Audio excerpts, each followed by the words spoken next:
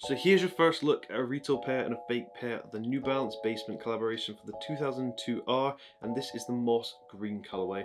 Not my favorite colorway, but we'll compare the differences side by side so you can authenticate them at home.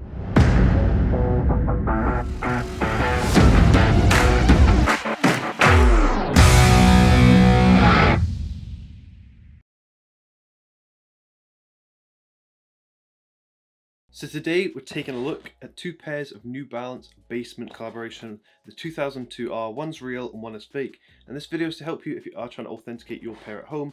And like I say, this does not support the counterfeit industry in any way. It's only to help you at home if you are trying to authenticate your pair. But before we get into the video, if you could please like and subscribe, it really helps the channel grow, trying to get to 100,000 by the end of the year. So a tough ask, but hopefully we can do it. And let's get straight into the comparison. So the first thing we're going to look at is the two boxes. So as you can see, if I hold them up here, they are different colors. So this is the retail one here. As you can see, it's a slightly lighter color than the fake one.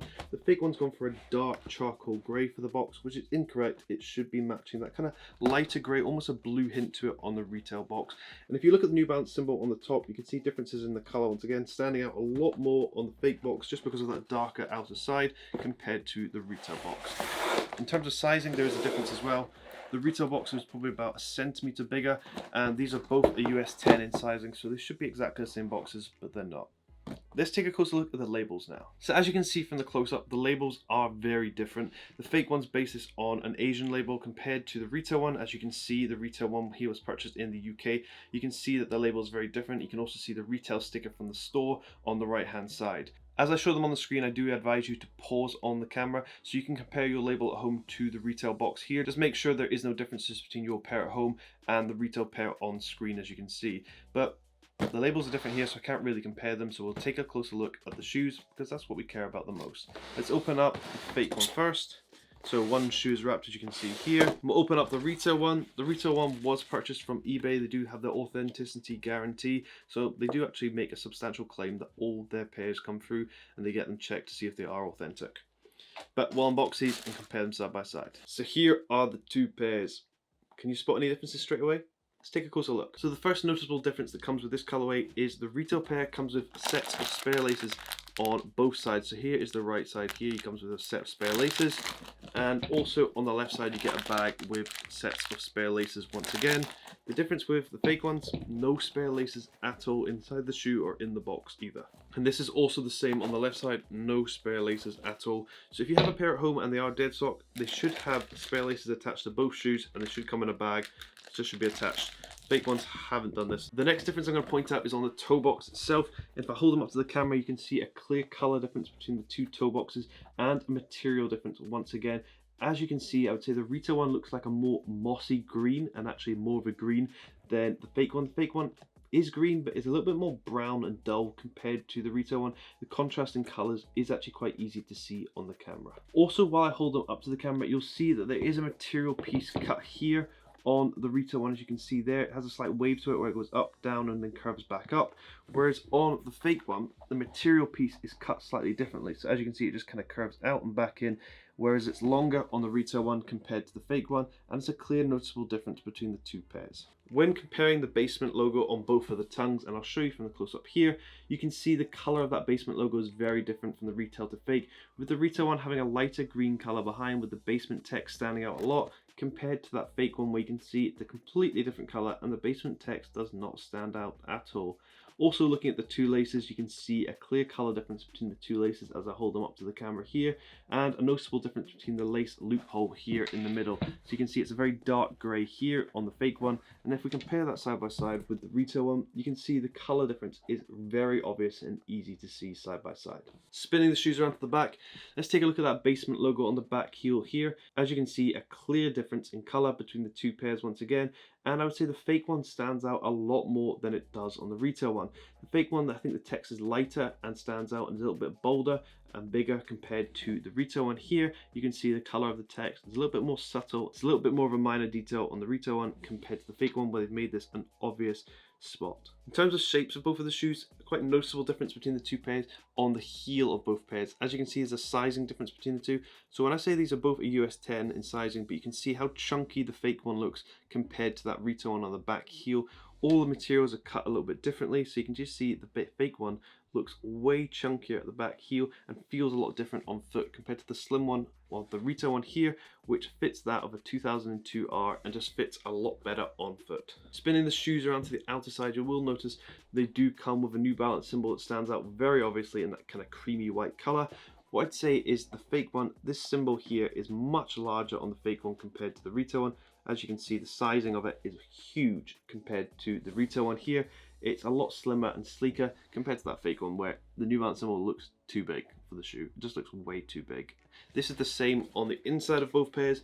Slim New Balance symbol on the retail one here compared to that fake one where you can see it just looks massive compared. It may look quite similar on the camera, but I promise you it's way bigger and cut completely different on the side, and it just looks a little bit ridiculous from the side. And once again, the shape is a little bit off on the fake one. It looks too chunky of a shoe compared to the retail one. Just holding them up side by side, just way chunkier of a silhouette on the fake one compared to the retail one. Spinning the shoes upside down, hold these up to the camera once again, you'll see this section here on the retail pair is all glossy and very shiny. As you can see, it's shining pretty clearly in the lighting.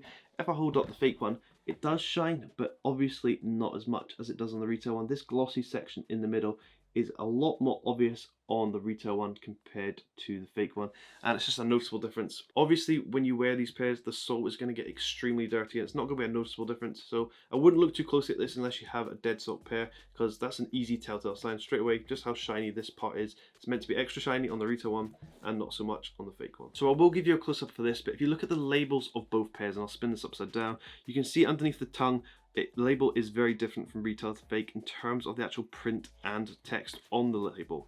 As you can see, it's much bolder and thicker on the fake one compared to the retail one. Also says on the fake one that it's made in China, whereas the retail one says made in Vietnam. So they may have different production cycles and they may be produced in different factories, but just a noticeable difference that my retail pair here was made in Vietnam. So if you have a pair at home, something you might need to check. So let's now take a look inside the shoe. So take out the spare laces, and in the retail one, on this pair, it does come with a cardboard shoe tree on the inside, whereas the fake one comes with a paper shoe tree on the inside. So obvious noticeable difference between the two straight away.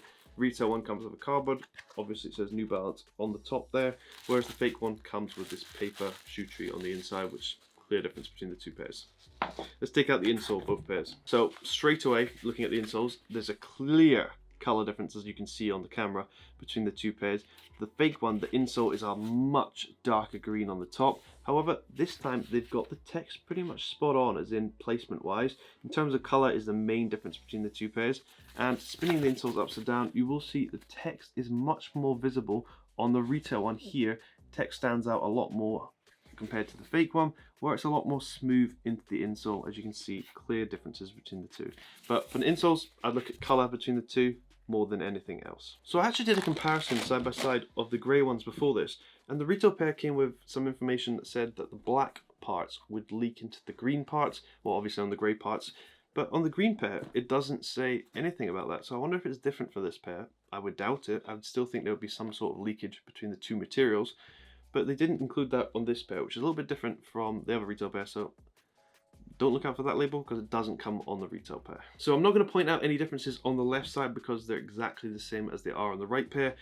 But that is the end of this comparison. The main things I would look for is obviously the color of green between the two pairs. It is actually slightly different even in studio lighting.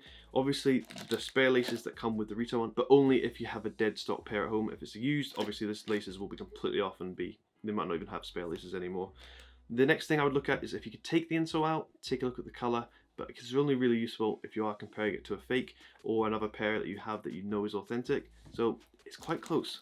New Balance symbol is obviously a big difference in terms of sizing, but let me know down below in the comments, what do you think of this pair, and did you spot any more differences between the real and fake? If you did, comment them down below so you can help other people. But thanks for watching. Like I said earlier in the video, please like and subscribe, helps the channel grow, helps me do more videos just like this. But once again, thanks for watching. Hope you have an amazing day.